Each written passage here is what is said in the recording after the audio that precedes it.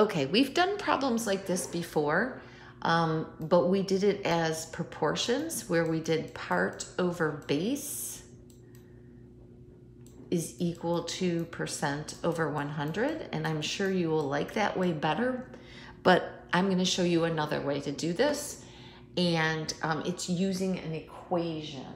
So it's the same kind of problems that we're doing, only now it's going to be an equation that looks like this. Part is equal to percent times base, okay? And then you'll just solve it because it'll be like a one-step equation. This is still your is, and this is still your of. The hard thing though is that you can't use a percent. You have to change it to a decimal.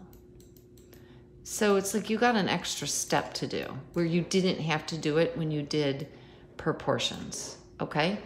Then we're gonna be doing an interest, which is I equals P times R times T. And I is the interest earned. P is the principal. So principal is what you invest or borrow. Rate is the percent that's being charged. So this is the percent. And T is for the time. So basically it's like when you're doing an investment at a bank. So you put money into a bank, they give you a certain percentage on your money that you invest, and over time you earn interest.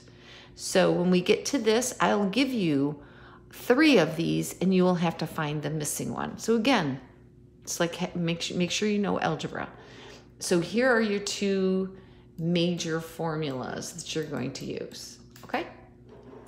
So see, it's the same kind of problem that we were doing before, but this time, remember, we're doing part equals percent B. And don't forget, you have to change this to a decimal, okay? So, and remember, this is and this is of. 38% of 22. So really, you're just doing part is equal to 38 hundredths times 22. And that's it.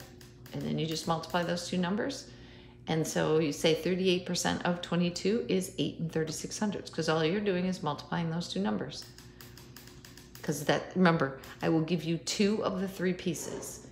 So 64 hundredths times 48 is all you're doing for that to find out what your part is equal to. Helps you erase that so you can see it. So I have my is and I have my of, and I'm looking for my percent. Okay, so you got to be careful with this one. So you have part is equal to base times percent. Okay, so one-step equation, solve for your percent. So you're going to divide both sides by 25. Now, when you do 19 divided by 25, you're going to get a decimal, 76 hundredths. It's not your answer, because remember, you're looking for the percent. So in order for you to get the percent, you got to multiply that by 100 or move it 2 places over, and you'll say 76%. Okay, so don't forget that step. We're looking for the percentage. So once you get the decimal, you have to change it into the percent. Okay, and remember the other way we did it was part over base equals percent over 100. I didn't have to do and remember to multiply it by 100 because it was already built into the formula. 19 times 100 divided by 25 gave me 76. So this one is kind of all inclusive, a little bit easier to do and not having to remember all these steps. But it's good to know more than one way. So here we have 8 is equal to 25 times the percent. Get rid of the 25 to both sides. Do 8 divided by 25. You're going to get 32 hundredths. Remember, I want the percentage, so you got multiply it by 100 and you get 32%. Okay? 84 is the part. I have the percentage as a decimal. I'm looking for the base this time. So I'm gonna go ahead and divide both sides by 1600ths.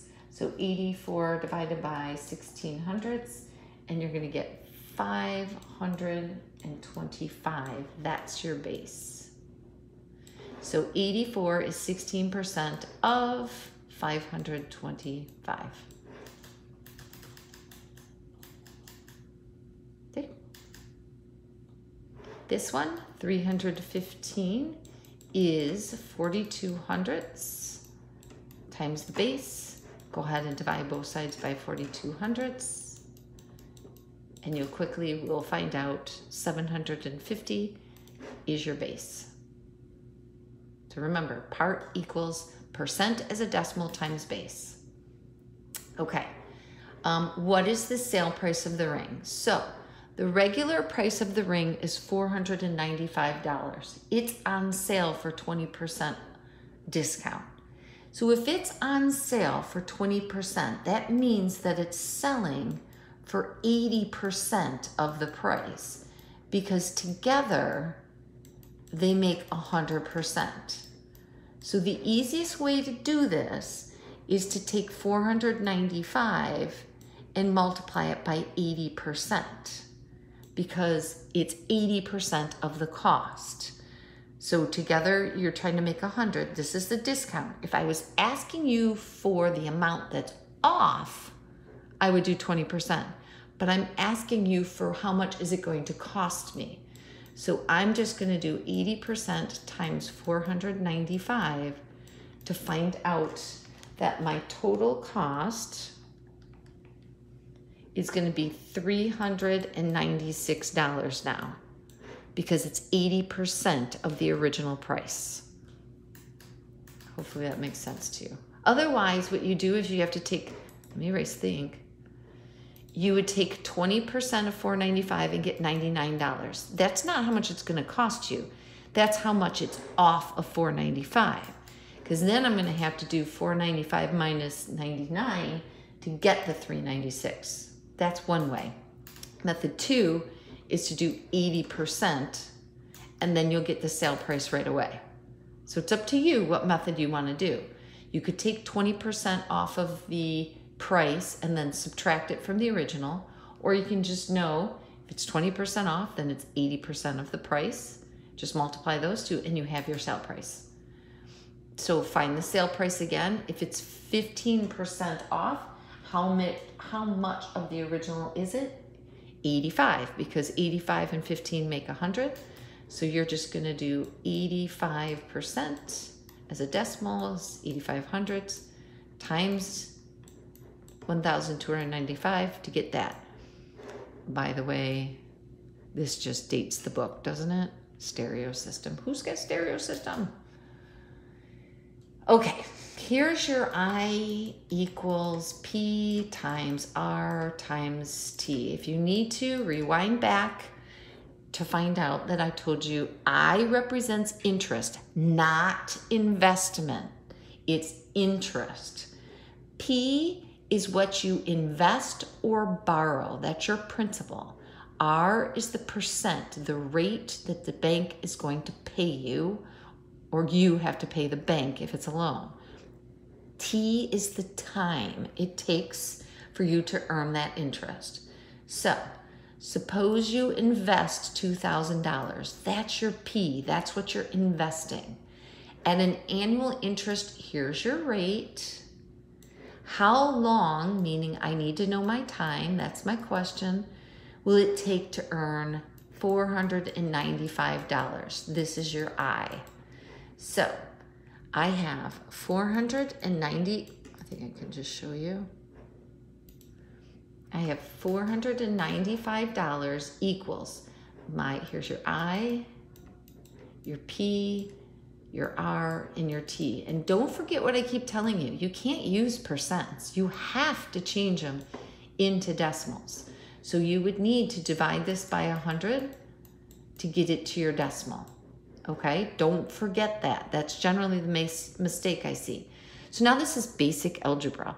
Start to put these two numbers together. Once you multiply this, you get 90. One-step equation, you're gonna go ahead and divide both sides by 90 and find out it's gonna take you about 5.5 years to earn $495 on your investment. Do it again. You invest this, that's your P, at an annual rate of this. Immediately cross that out